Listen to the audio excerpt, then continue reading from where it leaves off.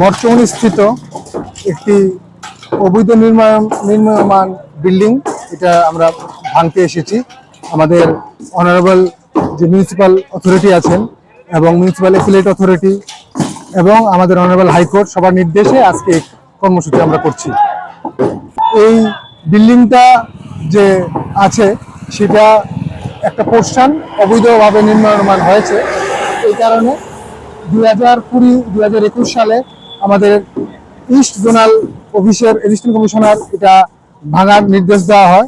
এরপরে আমাদের municipal appellate authority 2023 সালে এই বিল্ডিংটাকে ভাঙার জন্য নির্দেশ দেওয়া হয় এবং সেই সঙ্গে আমাদের মিউনিসিপ্যাল অথরিটি যে আছেন ওনারা এটা বিল্ডিং ভাঙার জন্য নির্দেশ দেওয়া হয়। আমরাও বেশ কয়েকবার রিমাইন্ডার দিই এবং শেষমেশ অর্ডার মূল্যে আমরা এসেছি এবং অনারেবল হাইকোর্টও এই নির্দেশিকাকে ওনারা সমর্থন জানিয়েছেন।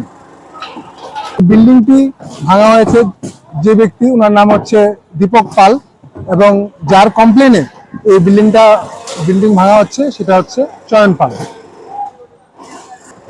এটা হচ্ছে মরচুমনি।